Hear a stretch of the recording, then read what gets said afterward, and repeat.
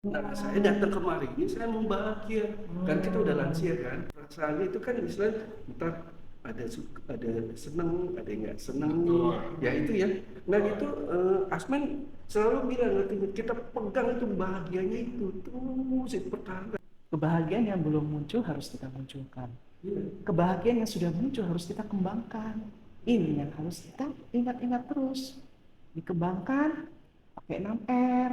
Meditasi ini bukan meditasi berpikir, meditasi perasaan. Jadi masuk ke hati, begitu masuk ke hati, kita dalam kehidupan sehari-hari itu ingin yang lain juga bahagia. Jadi amalnya makin banyak, amal kan nggak selalu harta ya. Ada juga sepakat ringan tangan. Itu nanti makin mendukung lebih bahagia. Hidup bukan duka, tapi ada duka. Ada duka dalam ya. hidup ini. Dan duka itu cuma 8. Ya.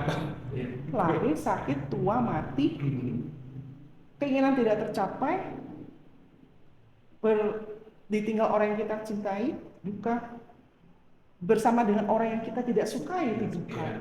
Pancakanda cuma 8. Bukan berarti hidup itu bukan menderita, tapi ada menderita ya.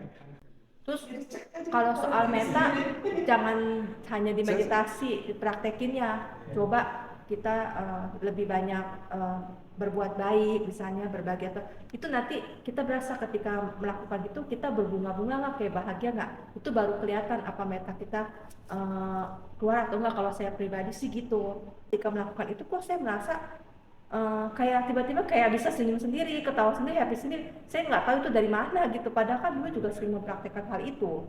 Kemarin saya nonton ada satu Bante ngomong untuk mencapai nibbana itu jalannya ada beberapa.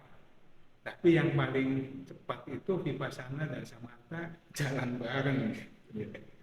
Nah itu twin. Saya pada saat saya pertama kali ikut di twin ini pertama kali saya ikut meditasi.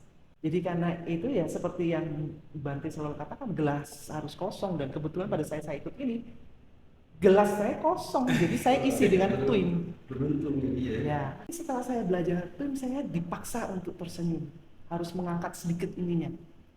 Akhirnya ya itu jadi satu kebiasaan. Setiap kali duduk meditasi saya harus udah turun, angkat lagi, turun, angkat lagi. Waktu itu saya lagi mikir, apa yang membuat bisa saya sampai ketawa? Oh, saya mikirin waktu saya pertama kali gendong anak saya, lahiran. Jadi saya mikirin saya gendong si baby, anak saya. Itu baby itu wajahnya lucu sekali. Pada saat saya mikirin wajah anak saya yang baru lahir, terus tingkah lakunya dia lucu, aduh, langsung muka saya langsung berubah. Saya sangat bahagia, bisa tersenyum, dan bisa langsung masuk. Selama saya dari 0 sampai sekarang, saya belum pernah merasakan situasi yang benar-benar bikin saya bahagia. Gimana saya bisa senyum? Itu pertanyaan saya ke Asmen, apa gitu ya cari-cari yang bikin saya bahagia. Orang saya merasa sampai detik ini saya justru nggak pernah bahagia, makanya saya mau belajar meditasi biar bahagia gitu kan, awalnya begitu. Nah, terus ternyata pas dipraktekin gitu ternyata nggak sampai lama ya, nggak sampai seminggu langsung nemu gitu, ketemu sih langsung tiba-tiba ternyata di dada saya itu udah ada pancaran bahagianya sebenarnya, cuman dalam kita nggak menyadari sebenarnya kita tuh bahagia. Ada kan orang memang dalam hidup nggak bahagia, tapi dia bahagia ketika dia bisa melayani. Kalau saya gitu, bisa berguna untuk orang lain. Kalau saya tipe yang begitu, jadi kita happy. Beda-beda sih.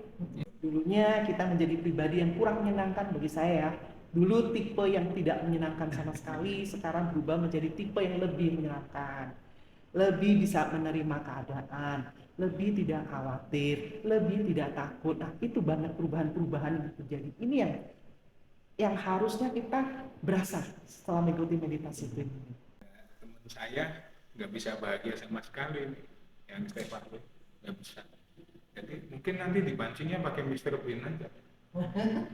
Jadi kita ingat saat dengan Mr. Bean, iya, betul. dia tertawa karena nggak ada di situ, nggak ketemu bahagianya. Betul. Jadi dari luar tuh mancing, ingetin ya Mr. Bean lagi apa, dia tertawa gitu mulai.